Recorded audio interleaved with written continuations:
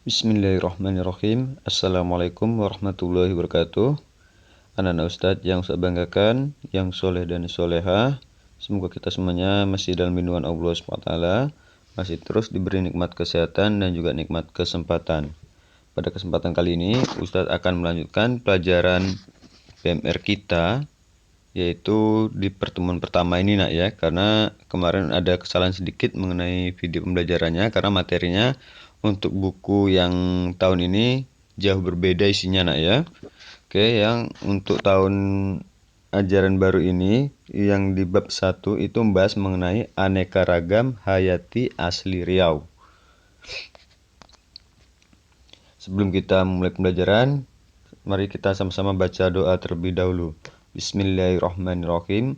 Rabbi zidni ilman warzuqni fahman. Oke, kita lihat yang pertama yaitu mengenai pengertian aneka ragam hayati. Aneka ragam hayati itu merupakan sebutan lain untuk makhluk hidup yang ada dalam sebuah habitat seperti hutan, rimba, atau di suatu wilayah. Riau itu memiliki berbagai macam keanekaragaman hayati, flora dan fauna ya, tumbuhan dan hewan yang sangat memberikan manfaat bagi masyarakat sekitarnya. Kita lihat adalah contoh keanekaragaman hewani. Yang satu ini adalah pohon sialang, yang mana pohon sialang itu merupakan salah satu tumbuhan atau pohon yang besar.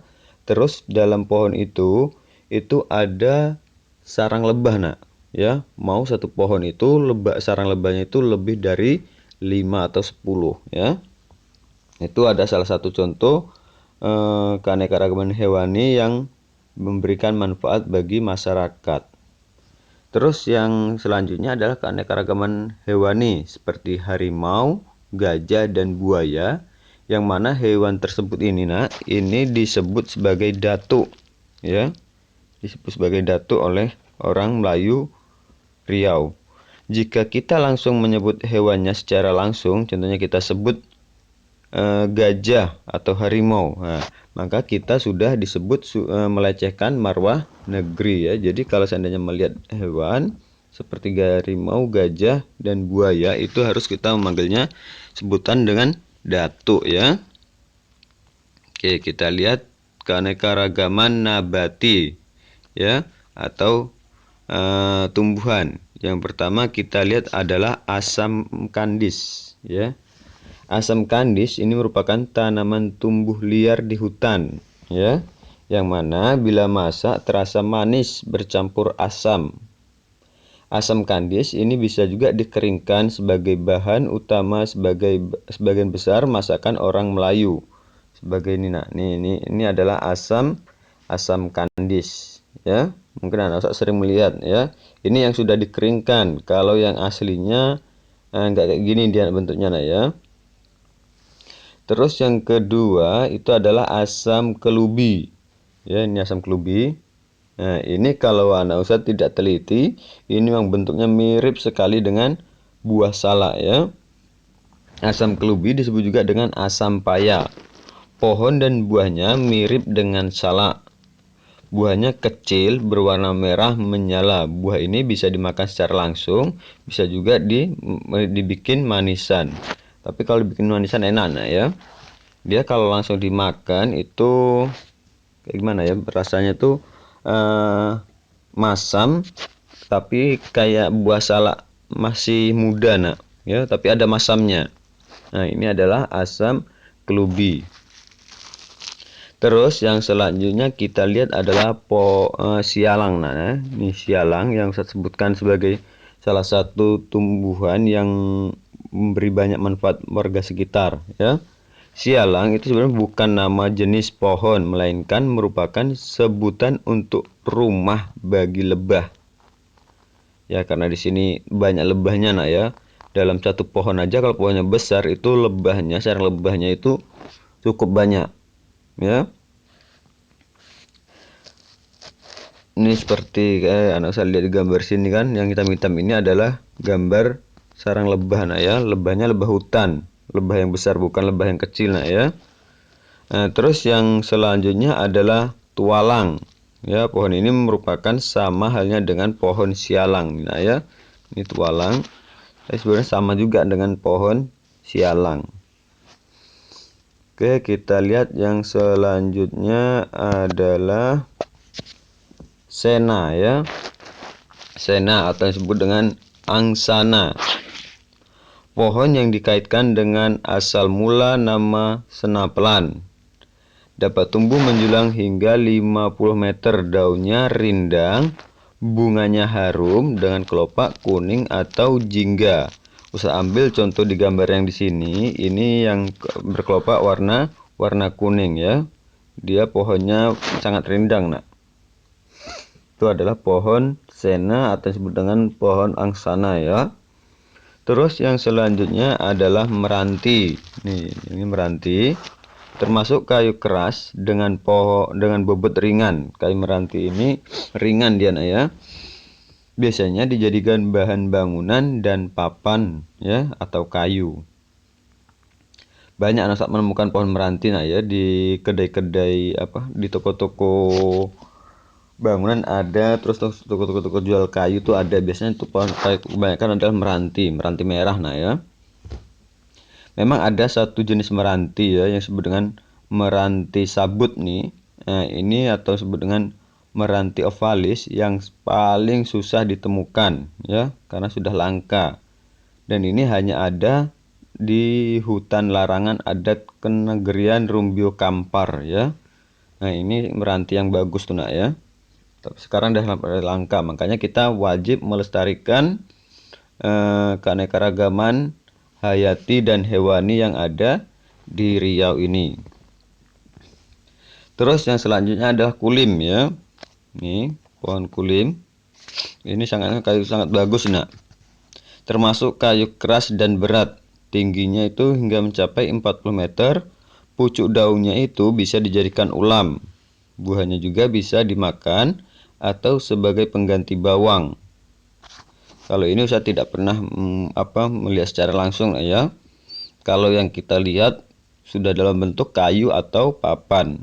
Tapi kebanyakan kalau kulim ini dijadikan konsen, konsen jendela ataupun pintu. Kulim ini sangat tahan ya, hingga puluhan tahun pun masih tahan. Kalau kita bikin rumah pakai kayu kulim, insya Allah lah, Nak, ya, tidak mengecewakan. Terus untuk rebusan kayunya ini itu bisa dijadikan sebagai pengobat keracunan. Jadi kalau ada orang keracunan bisa mengambil ranting atau apanya, daunnya, terus direbus baru dijadikan obat. Terus yang terakhir adalah nibung. Nih, nibung ini kalau kita lihat sekilas itu seperti pohon pinang. Apa ya? Apa usah namanya? Nibung, pohon ini mirip rumbia ya. Mirip dengan rumbia dengan buahnya yang bertandan ya. Batang dan buahnya itu berduri, tumbuh dengan bertunas hingga 50 batang. Satu ini, Nak. Nah, satu kelompok ini mau mencapai 50 batang, Nak. Bagian dalamnya berupa sagu, namun bagian luarnya sangat keras. Selalu dijadikan sebagai lantai rumah kalau orang dulu ya, lantai rumah, dayung dan jermal. Kayunya ini, Nak, ini kalau sekarang kebanyakan dijadikan sebagai tiang untuk panjat pinang ya. Panjat pinang anak saya mungkin tak bisa lihat secara langsung tuh ya. Besok bentar lagi kan kita 17 Agustus biasanya ada panjat pinang, anak saya lihatlah di situ. Memang kalau dilihat dari luarnya itu memang lunak, keras. Tapi sebenarnya kalau di dalamnya itu sangat lunak. Maka nanti kalau seandainya nibung ini masih muda, dibiarkan aja di tempat panas, dia akan mengecil nanti lama-kelamaan ya.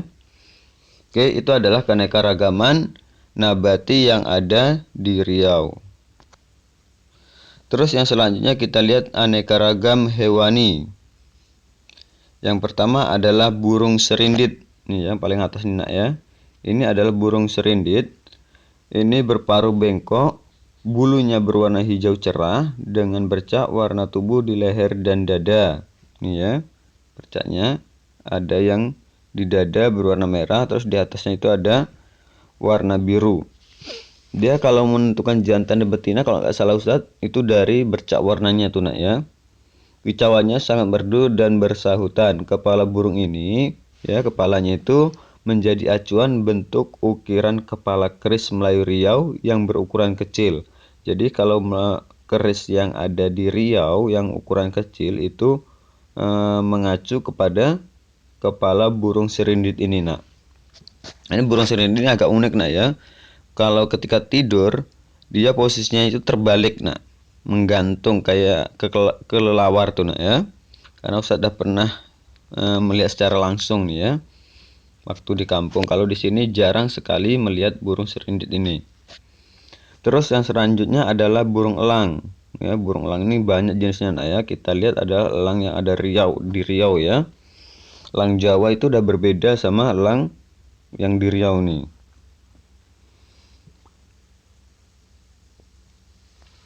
Elang itu memiliki penglihatan sangat tajam, berparuh bengkok dan cakar tajam dan kuat. Patung elang ini juga menjadi hiasan di Istana Siak. Bagian Ustaz yang sudah pernah ke Istana Siak ya. Dalam peribahasa Melayu, bagai elang menyongsong angin. Ini maksudnya adalah tidak gentar untuk menghadapi musuh-musuhnya. Elang ini nak, kalau ingin mencari mangsanya, dia akan terbang tinggi. Dari ketinggian itulah dia akan mengintai mangsanya. Di mana mangsanya? Contohnya ada tikus. Ya. Itu penglihatannya sangat tajam ya, dengan jarak jauh. Nanti baru kalau seandainya melihat musuh, dia langsung menjatuhkan diri. Ya, jatuhkan diri untuk menerkam mangsanya menggunakan kukunya atau cakarnya nak ya. Baru nanti dibawa terbang. Kalau anak ayam aja nak ya, kalau anak ayam atau tikus kalau sudah kena cakarnya sama elang ini nak jarang lepas ya, karena cakarnya kuat dan tajam. Terus yang selanjutnya adalah gajah, yang mana hewan yang memiliki disiplin tinggi nih nak ya, secara teratur menempuh perjalanan pada waktu dan tempat yang sama. Ketika bersua gajah, orang Melayu menyapa dengan datuk seperti yang dijelaskan di awal tadi ya. Kalau gajah kita bisa lihat secara langsung di tempat apa nak, hutan Tahura ya, Tahura, Taman Hutan Raya yang ada di dekat Minas tuh nak. Tapi anak Ustaz kalau melihat gajah ada juga nak di kebun binatang Kasangkulim ya. Ini gajah. Oke, mungkin untuk pembelajaran belum nak. Yang selanjutnya adalah harimau nak ya. Harimau. Saat ini jumlah harimau diperkirakan 400 sampai 500 ekor ya.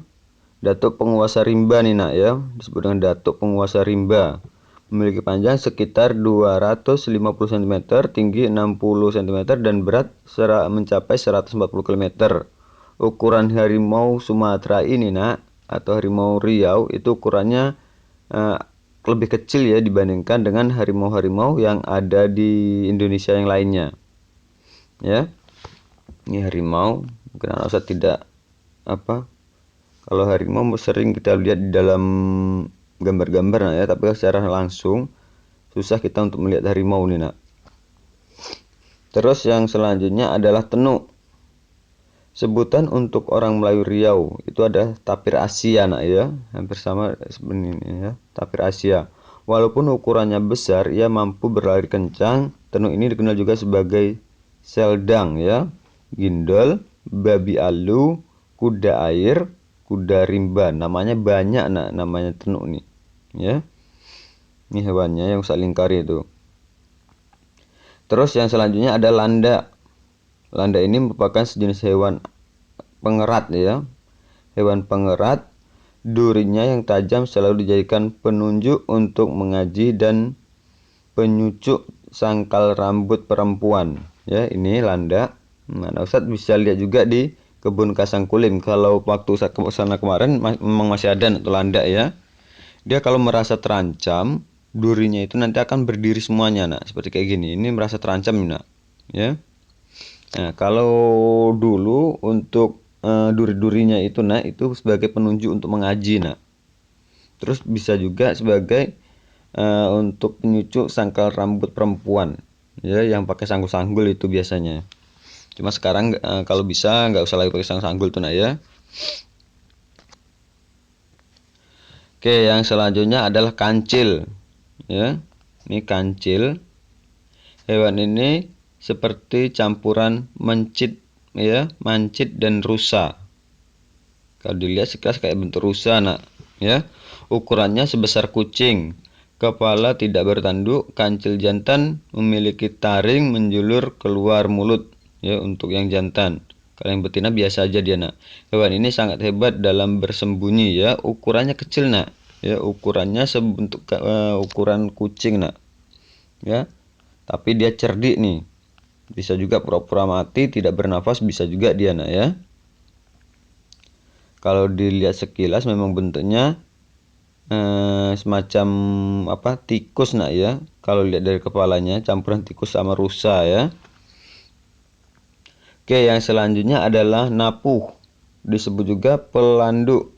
Bentuknya sangat mirip dengan kancil, namun badannya lebih besar dari kancil, hampir mendekati kambing, nak. Ini, ya. Ini karena gambaran kecil mungkin nggak kelihatan besar, nak, ya. Sebenarnya ukuran yang aslinya itu adalah besar dia, nak, hampir sama dengan kambing, ya. Terdapat corak belang-belang putih. Ya, ini karena gambarnya saya ambil dari depan, ya. Dan merupakan bagian dari kisah berdirinya kerajaan Melaka. Tuh, ya. Yang terakhir adalah ikan terubuk, ya. Ini ikan aneh, nak, ya, karena dia bisa berubah. Berubahnya apa? Kita lihat di sini. Ikan ini hidup selama lebih kurang 2 tahun, ya, bisa hidupnya sampai 2 tahun. Pada tahun pertama sebagai ikan jantan dia, nak, atau yang disebut dengan ikan pias, ya. Awalnya jantan. Terus tahun kedua dia akan berubah menjadi ikan betina atau yang disebut dengan ikan terubuk, ya. Kan aneh kan? Bisa berubah, yang pertama jantan terus berubah menjadi betina. Terubuk berukuran panjang 1,5 meter dan hampir sepertiga dari tubuhnya itu adalah berisi telur. Ikan ini akan merambah sekitar muara sungai, ya, muara sungai Siak pada waktu tertentu. Dan kota Terubuk ini dijuluki sebagai kota Bengkalis. Kalau seandainya anak Ustadz ingin tahu, ya, Bengkalis itu dengan ada sebutan dari kota Terubuk, ya. Ada kisahnya tentang ikan terubuk ini. Nah, Ustadz bisa baca-baca di buku cerita tentang kisah ikan terubuk, ya. Oke, mungkin cukup sekian dulu penjelasan Ustadz mengenai pelajaran BMR pertemuan pertama ini.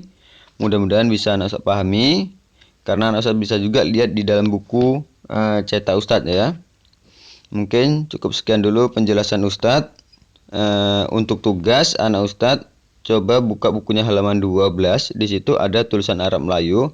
Anak Ustadz tulis ke dalam tulisan Latin, ya, di buku latihan, nak. Kalau nggak di buku latihan boleh juga lah di buku cetak langsung, ya.